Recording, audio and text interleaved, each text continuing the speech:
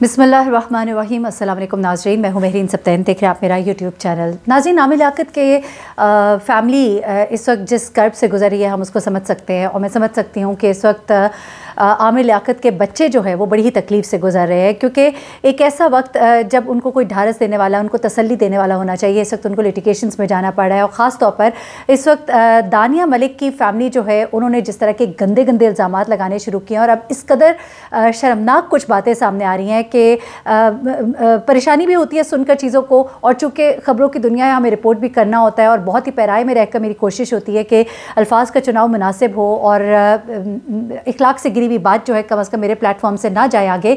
लेकिन इस वक्त दानिया की वालदा ने बहुत ही गंदे इल्ज़ामात और ऐसी बातें, मैंने गुज़िश्ता वीडियो में भी आपको जिक्र किया था कि इन्होंने जब ये बताया कि मेरी बेटी ने मुझे मेरी बेटी के फ़ोन में और मेरे फ़ोन में वो वीडियोज़ मौजूद है, और दानिया ने भी बताया कि मैंने अपनी वालदा को और ख़ुद अपने पास ये वीडियो सेव की और अपनी वालदा को भेजी। तब भी मैंने ये सवाल किया था कि क्या एक बीवी को इस तरह से करना चाहिए था? क्या दानिया को इस तरह की वीडियोज़ अपनी माँ को भेजनी चाहिए थी, जो कि उसकी और उसके शौहर की वीडियोज़ थी, जिसको उसने पब्लिक भी किया, उसने उसको पब्लिक भी किया, अपनी माँ को भी भेजा, और उसकी माँ के मुताबिक और उस दानिया के मुताबिक कुछ और मज़ीद वीडियोज़ भी उसकी माँ के पास मौजूद है।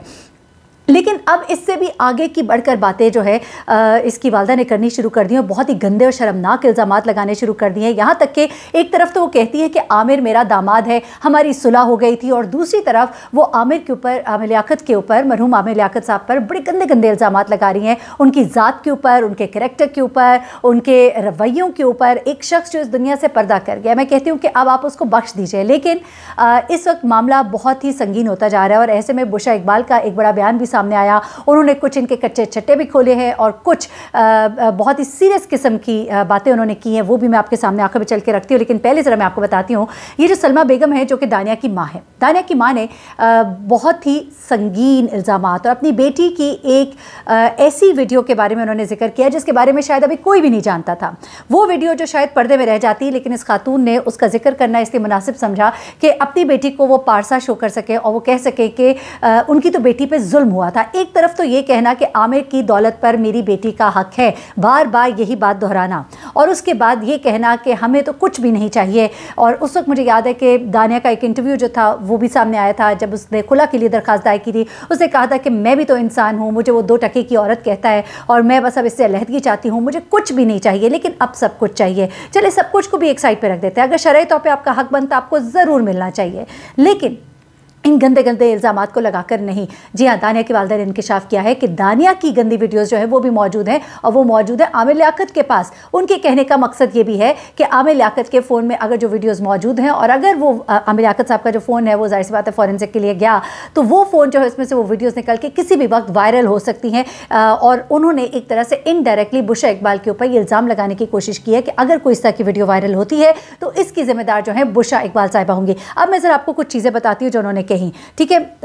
वो कुछ ऐसी बातें कर रही हैं जो मैं आपको ज़रा थोड़ी सी डिटेल से बता देती हूँ। एक तरफ उन्होंने पूरी बातें वो बताई मैं जो कि आपको पहले बता चुकी हूँ, बार बार उसका जिक्र क्या करना कि किस तरह से उनकी बेटी को जो है पकड़ा गया, उससे लेकर वहाँ से आया गया, उसके बाद लोधरा से उसको किस तरह से यहाँ पे लाया गया। वो कहती हैं कि मेरी बेटी की बर्थडे थी और हमारे पास तो केक के भी पैसे नहीं थे, क्योंकि उनके ऊपर इल्ज़ामात लग रहे हैं कि उन्होंने आमिर लियाकत के तमाम पैसे जो हैं वो हड़प कर लिए हैं। वो 40 करोड़ की जो बातें होती हैं वो कहाँ गए, वो 40 लाख कहाँ गए, वो जो उनका बैंक अकाउंट है वो जिस तरह से खाली है। तो इन तमाम चीज़ों के ऊपर जब सवाल होते हैं तो वो तो कहती है हमारे पास तो केक तक लेने के पैसे नहीं थे। फिर वो कहती हैं कि हमने जब बेटे के लिए परफ्यूम लेना चाहा तो उसके पैसे नहीं थे। फिर मेरी बेटी ने कहा कि हमारे पास पैसे नहीं है, उसने कहा आप ले जाएँ, हम बाद में दे देंगे। ये तमाम बातें जो है वॉट एवर आप इसको कह लीजिए कि उन्होंने जिस भी मद में बताई। फिर उसके बाद उन्होंने कहा मेरी बेटी को नंगे पाँव बगैर दुपट्टे के घसीट कर लेके गए, बट मारे गए, हमें मारा गया। उसके बाद मेरी बेटी को जो है दुपट्टे के बगैर उसको जलालपुर में 1 घंटे सर्दी में बिठाए रखा, वैन रोकी, उस पर बड़ा जुल्म किया गया। और ये तमाम बातें उन्होंने अपनी बेटी के हवाले से बताई। फिर वो कहती है कि हमारे पास आमिर की 3 वीडियोज़ हैं।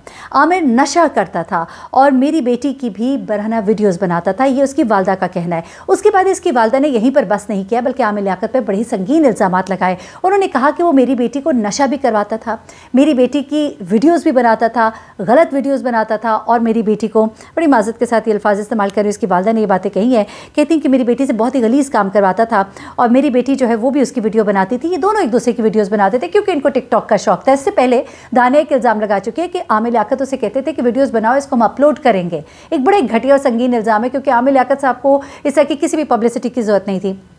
आमिर लियाकत शोहरत की उस बुलंदी पे पहुंच चुके थे कि मेरे ख्याल से अब इसके बाद उनको मज़ीद इस तरह की घटिया पब्लिसिटी की तो बिल्कुल भी ज़रूरत नहीं थी। और यही वो चीज़ थी जिसने उनको एक रोग लगाया दिल को। आगे अल्लाह बेहतर जानता है, लेकिन कहते हैं कि ये इसी रोग की वजह से उनकी जान भी चली गई। लेकिन ये जो है साहिबा ये कहती हैं कि आमिर नशा करता था, मेरी बेटी को भी करने को कहता था और ये उसकी वीडियोज़ बनाता था। तो इससे पूछा गया कि आपने क्यों वीडियोज़ आपकी बेटी ने वो बनाई, तो उसने कहा कि चूँकि मेरी बेटी एक बंद कमरे में होती थी जहाँ पर किसी की रसाई नहीं है, मेरी बेटी करीब थी, जुल्म होता था उस पर, उसके पास कोई नहीं था और उसने अपने आप को बचाने के लिए वीडियोस बनाई कि कल कलां को कुछ हो जाए तो उसके पास कोई सबूत हो, वो बनाकर उसने मुझे भेज दी।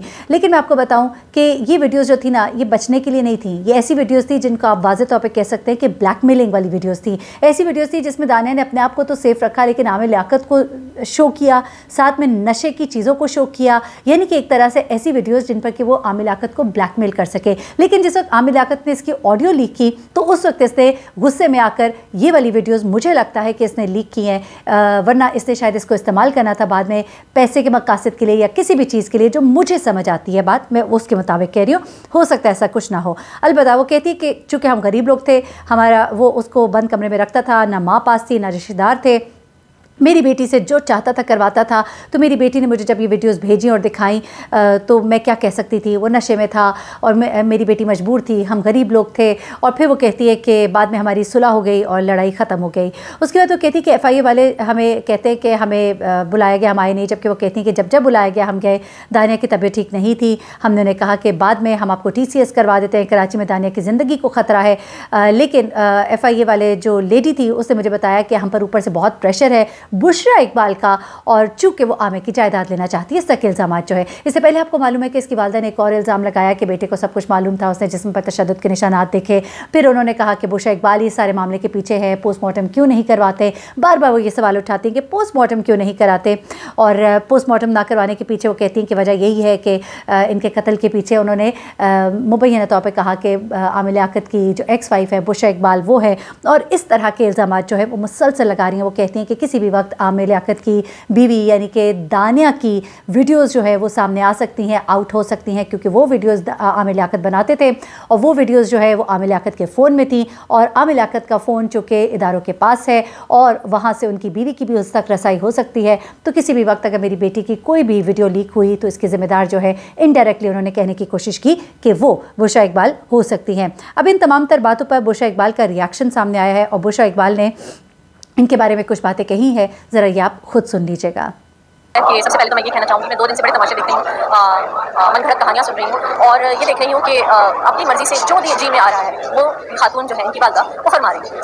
तो पहली चीज़ तो ये कि ऐसे लोगों को, वैसे भी जिन्होंने आमिर की इज़्ज़त का ख्याल नहीं किया, उनको इज़्ज़त का मतलब तो पता है ही नहीं। अभी हमारे लिए वो क्या सोचेंगी, जाहिर है उनको अपनी बेटी को तो बचाना है, तो वो कुछ ना कुछ तो कहेंगी। तो कहानियाँ वो बना रही हैं, पर ये कहानियाँ आउट ऑफ कोर्ट तो चल जाती हैं, अंदर नहीं चलती। वो जितनी ज़बान यहाँ चलाती है ना उतनी ही जब वो वहाँ होती है, क्योंकि उनके पास देने के लिए कोई एविडेंस नहीं है। बार बार थ्रू आउट आमिर की डेथ से लेकर, बल्कि आमिर मैं कहूँगी खुला दायर करने से लेकर टिल नाउ इन्होंने यही कहा हमारे पास प्रूफ है, हम ऑडियो दे देंगे, वीडियो दे देंगे, ये मैसेज है वो मैसेज है। कोर्ट में तब से लेकर अब तक कोई प्रूफ, कोई ऑडियो, कोई वीडियो इन्होंने पेश नहीं की, उस केस से लेकर इस केस तक। तो यहाँ पर चिल्लाने को तो कोई भी चिल्ला सकता है, एलिगेशन लगाने को 100 एलिगेशन लगाते। बेसिक चीज़ क्या है, मैं समझती हूँ कि there is no court out of court. तो आपको जो कहना है आप कोर्ट में आइए, जो एलिगेशन लगाना है कोर्ट में साबित कीजिए, आइए हम जवाब देने के लिए तैयार हैं। पर ये तरीका नहीं है कि इतने डिफेमेटरी रिमार्क्स आप दे रही हैं, इतने फॉल्स एलिगेशन आप लगा रही हैं मुझे, मेरे बच्चों का, हमारी, जिस तरह इन्होंने आमिर की डिग्निटी की का को टाटा किया, आमिर की इज्जत को टाटा किया, उनको रुस्वा किया। अब ये हमारे पीछे पड़ गई है, अब ये इनका शिकार हम हैं। इनकी कहानी शुरू होती है पैसे से लेकर पैसे तक। हमारा मामला पैसा नहीं है, जायदाद नहीं है, माँ बाप में जो भी कुछ होता है वो औलाद का ही होता है। तो ऐसी जंग क्या लड़ना, यहाँ वो बच्चे लड़ रहे हैं अपने बाप की डिग्निटी के लिए, उनके ऑनर के लिए। और ये सिर्फ खाली आमिर की ऑनर की बात नहीं है, वो बच्चे भी इस माशरे का हिस्सा है। जब ये वीडियो रिलीज हुई तो उनको भी तकलीफ हुई है, उनको वो भी हर्ट में है। ये एक ऐसी तकलीफ है जो सारी जिंदगी वो भुला नहीं पाएंगे।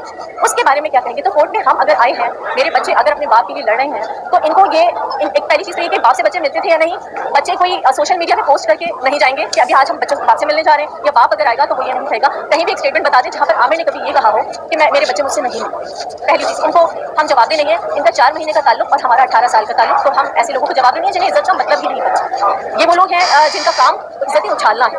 और मैं तो ये भी कहूँगी कि इज्जत जो होती है, तरबियत इज्जत करनी आनी होती है, ये सब तरबियत का हिस्सा होती है, और वफाएं जो होती हैं वो खून में होती हैं। तो मैं इनकी जितने भी एलिगेशन हैं एक तो उनको रद्द करती हूँ और इनको वार्न भी करती हूँ कि इसके बाद अगर आप कोई डेफिनेटली रिमार्क्स इन्होंने मेरे लिए या मेरे बच्चों के खिलाफ किए, मुझ पर थ्रेटनिंग की चीज़ों के इल्जाम लगाए, मुझे कातिल भी कह दिया, मुझे ये भी कह दिया कि मैं तो जान से मारने की धमकी देती हूँ, तब से लेकर अब तक मैंने कराची नहीं आने दिया, मैं इतनी पावरफुल हूँ, मैं ये सब कुछ कर रही हूँ, जाएँ आप लाएँ कोर्ट पे लाएँ मेरे वो धमकी, आप इस मैसेजेस लाएँ, बताएं ना। यहाँ आप लोगों के सामने, मीडिया के सामने खड़े होकर कोई भी चिल्ला सकता है, कोई कुछ भी एलिगेशन लगा सकता है, कोर्ट में आए। कोर्ट में आज खातून बिल्कुल चुप थी, इनके लॉयर के पास देने के लिए कोई एविडेंस नहीं था। इनके लॉयर बल्कि हमारे जो काउंसिल इनके लॉयर हैं वो भी आमिर के साथ शो का हिस्सा रहे हैं, तो मुझे उस पर भी अफसोस ही है कि वो इनके शो पे अपीयर होते थे, वो अच्छे से जानते हैं आमिर को। तो बहरहाल अफसोस है। जाते जाते बस मैं एक बात कहूँगी, खातून को एक एडवाइस भी दूंगी कि raise your arguments not your voice.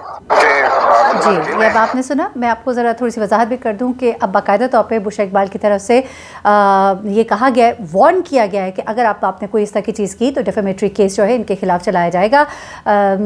और उसके अलावा इनके वकील ने भी बताया कि आमिर लियाकत के हवाले से जब ये केस चल रहा है और अदालत में उन्होंने जज साहब को भी बताया कि किस तरह से इसकी वालदा जो है मीडिया के ऊपर आकर गलत बातें कर रही हैं, बुशरा इकबाल को कातिला कह रही हैं, और इस तरह की तमाम चीज़ें जो हैं ये जज साहब के सामने रखी गई हैं, और ये तमाम तर मामला जो है वहाँ पे अब खोल के रख दिया गया है। अब इस तरह के जो गंदे गंदे इल्ज़ामात जिनके बारे में वो कहती हैं जी मेरे पास प्रूफ भी हैं, उनको प्रूफ लेकर आना भी पड़ेगा, और इन तमाम इल्ज़ामात का अब उनको खमियाजा भी भुगतना पड़ेगा।